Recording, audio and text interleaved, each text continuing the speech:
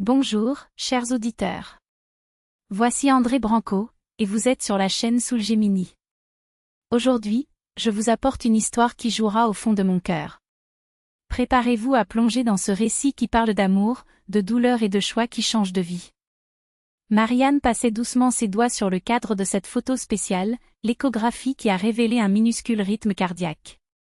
Même après 3 mois de cet après-midi fatidique, lorsque le médecin secoua la tête de chagrin et prononçait des mots qui divisaient son existence en « avant » et « après », elle n'avait pas le courage de se débarrasser de l'image. Denis, son mari, a resserré sa main ce jour-là, répétant comme un mantra que tout aurait l'air bien, qu'il réessayerait, ce n'était pas la fin du monde. Mais ses yeux, traîtres, ont révélé une déception que les mots ne pouvaient pas se cacher. 12 semaines. Un temps si court et en même temps, si intense. Assez pour aimer avec toute l'âme. Insuffisant pour accepter la perte.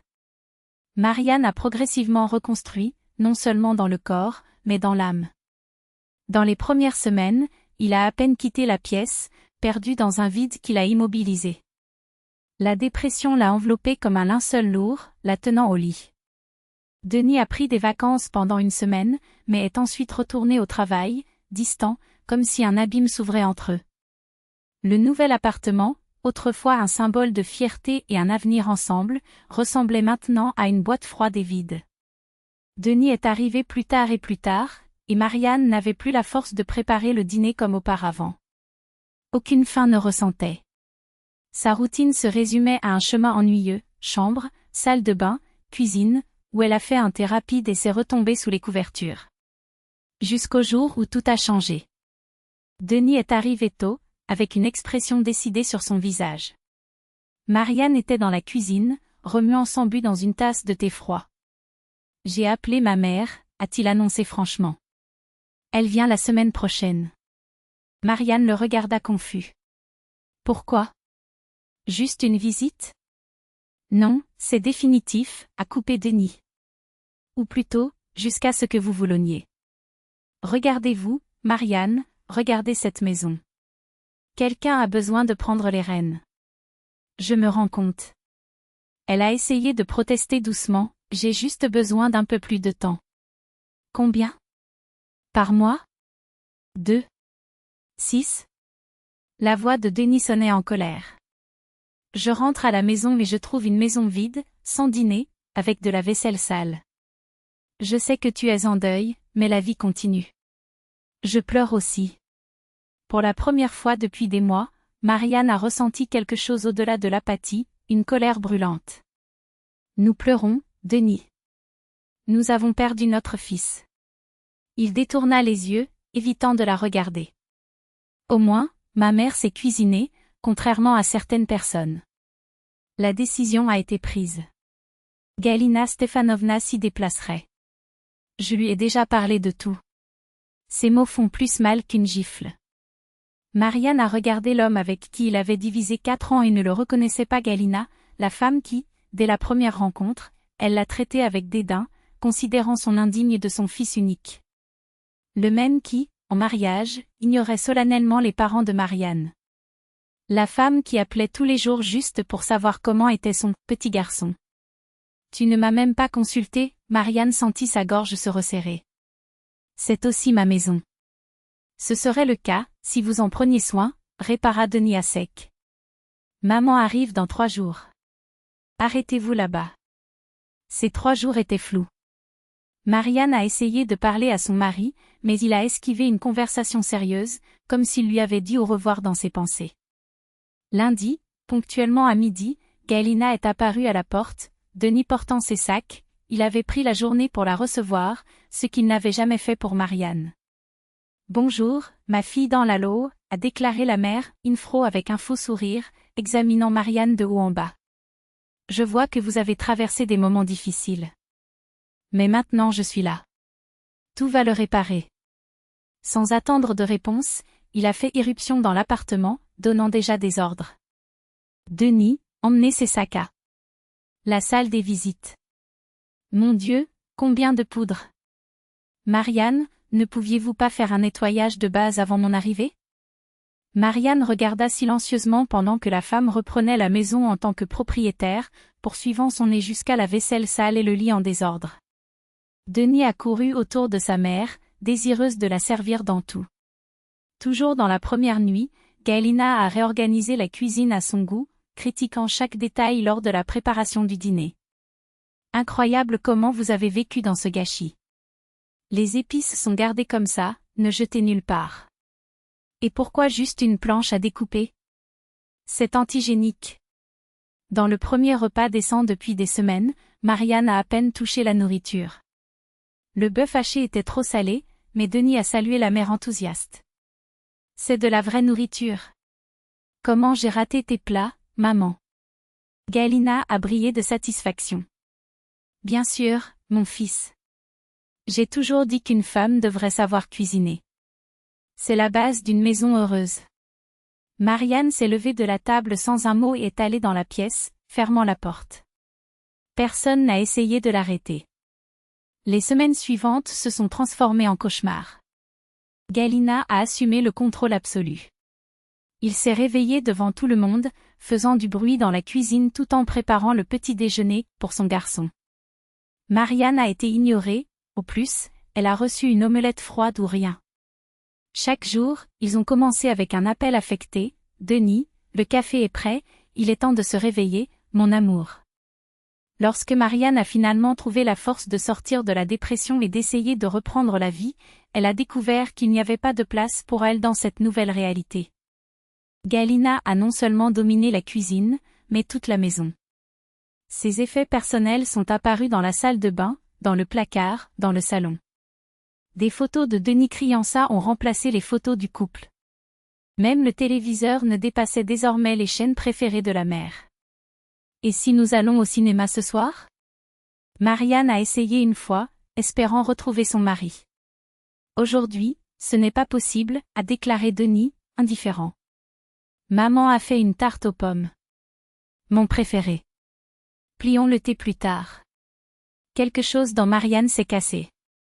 Son mari, l'homme qui a juré de l'aimer et la protéger, était devenu un fils obéissant, permettant à sa mère de l'expulser de sa vie. Le déclencheur est venu lorsque, après son premier voyage sur le marché depuis des mois, Marianne a découvert que Gaëlina avait joué en dehors de la photo de l'échographie qu'elle avait tant. Que garder des souvenirs d'échecs? Il haussa les épaules de sa mère en face du désespoir de Marianne. Je rouvre juste des blessures. J'ai dit à Denis que vous aviez besoin d'un psychologue, de ne pas garder la malbouffe. C'était mon fils. Cria Marianne, étouffée par des larmes. Notre fils, moi et Denis. C'était, mais c'est parti, a coupé Gaëlina cruelle. Et on ne sait même pas si c'était le sien, sa mode de vie. Marianne a gelé, incrédule. C'est alors que Denis est entré. Que se passe-t-il ici? Demanda-t-il, fronçant les sourcils. Votre mère a jeté la photo de l'échographie de notre bébé, a déclaré Marianne, d'une voix tremblante. Et il vient de suggérer de vous trahir. Elle s'attendait à une indignation, à un soutien, à la défense, tout sauf ce qu'elle a entendu. Maman a raison, a déclaré Denis. Toi. Besoin de quitter le passé. Peut-être que tu devrais vraiment chercher un psychologue? Je suis fatiguée de ta dépression. Ces mots étaient comme un couteau dans la poitrine. Quelque chose à l'intérieur de sa gauche pour de bon. Marianne n'a pas pleuré, elle n'a pas crié, je viens de se lever avec un calme qui s'est effrayé.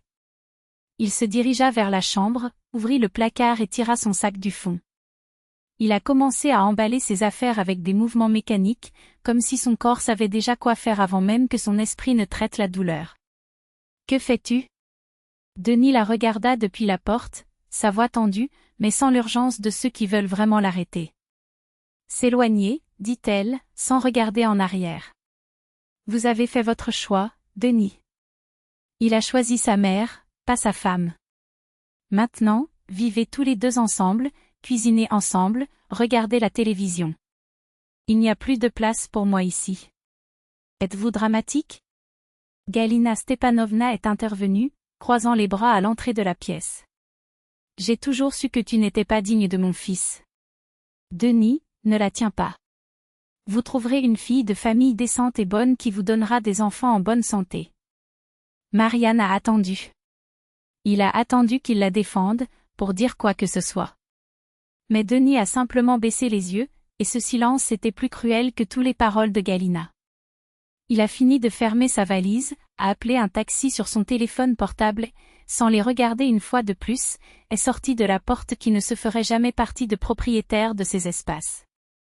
Denis n'a quitté l'engourdissement que lorsqu'il a entendu le bruit de la voiture s'éloigner.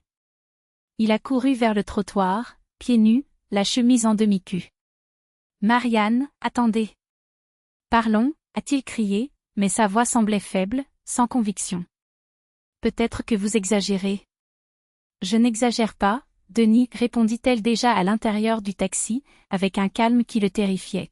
« Je laisse un homme qui m'a trompée au moment le plus difficile de ma vie. Qui a choisi sa mère au lieu de sa propre famille. Les papiers de divorce arrivent par courrier. La voiture est partie, en emportant 4 ans de vie partagée, des rêves défaits et une douleur qu'elle a juré ne la laisserait jamais la définir. Je ne savais pas où aller, que ce soit pour les parents, pour un ami, ou tout simplement pour un hôtel bon marché où il pouvait pleurer seul. Il s'est retrouvé dans la salle de son enfance, où sa mère l'a serré dans ses bras sans poser de questions et son père, avec ses poings serrés, murmura seulement « J'ai toujours dit que ce garçon était un garçon de maman. Mais vous l'aimiez et nous respectons votre choix. » La semaine suivante, Marianne a commencé à se reconstruire. Il est retourné au travail qu'il avait abandonné après l'avortement, a pris rendez-vous avec un psychologue et a progressivement émergé de l'obscurité, non seulement pour la perte de son fils, mais pour la ruine d'un mariage qu'il a maintenant vu. Il n'a jamais eu assez de racines pour survivre à la première tempête. Denis a appelé plusieurs fois. Elle n'a pas répondu. Un après-midi, il est apparu chez ses parents, mais son père l'a interdit à la porte, elle ne veut pas le voir. Et il a ajouté, avec un regard froid, et je le comprends. Dites-lui que ma mère est retournée au village, marmonna Denis, comme si ces mots pouvaient réparer quelque chose. Puisse-t-elle rentrer à la maison? Elle a déjà une autre maison.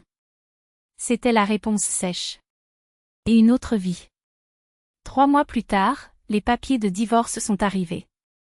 Tout était rapide, il n'y avait pas d'enfants, il n'y avait pas de biens à partager, la maison était la sienne avant le mariage.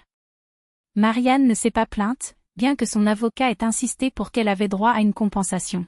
« Je ne veux rien de lui », a-t-il dit, en signant les documents avec des mains fermes. Près d'1 an s'est écoulé. Marianne, maintenant plus forte, a redécouvert un ancien collègue de Denis dans un centre commercial. « J'ai entendu des nouvelles », a déclaré la femme, avec un ton entre curiosité et pitié. Denis a démissionné et est allé vivre avec sa mère dans le village. Elle est tombée malade, a besoin de soins constants et il a tout laissé tomber. Ils disent que cela a ouvert une petite entreprise là-bas. Marianne hocha la tête, sans ressentir ni triompher ou miséricorde. C'était prévisible.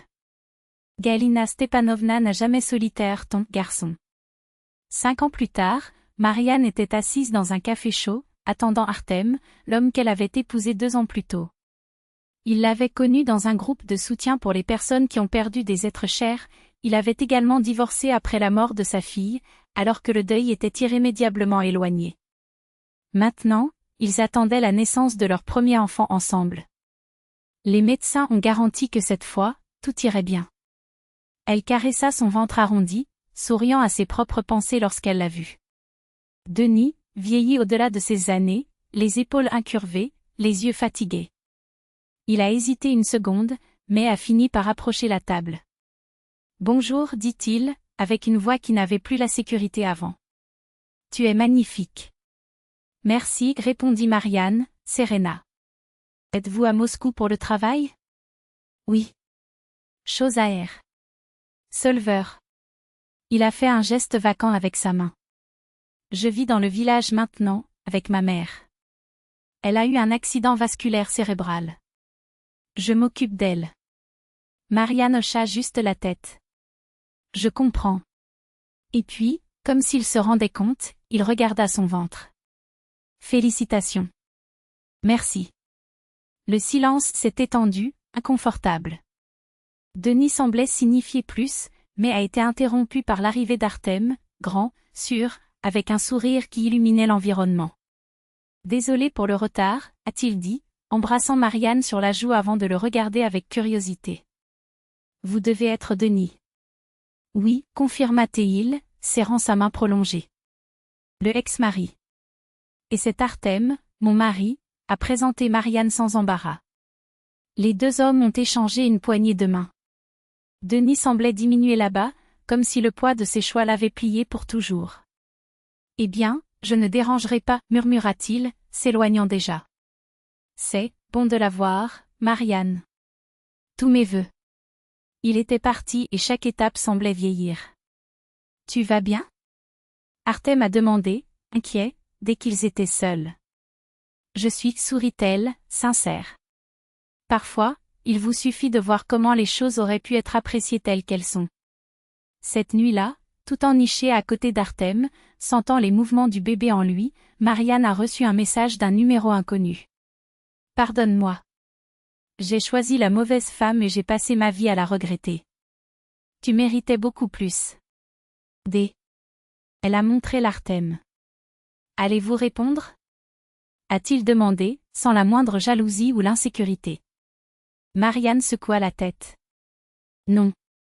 Certaines histoires sont mieux laissées dans le passé. Elle a éteint son téléphone portable et se blottit contre la poitrine de son mari, écoutant le rythme constant de son cœur. Galina et Denis ont maintenant cuisiné ensemble dans le village, récoltant exactement ce qu'ils avaient planté. Chacun reçoit ce qu'ils choisissent. Et elle s'était finalement choisie.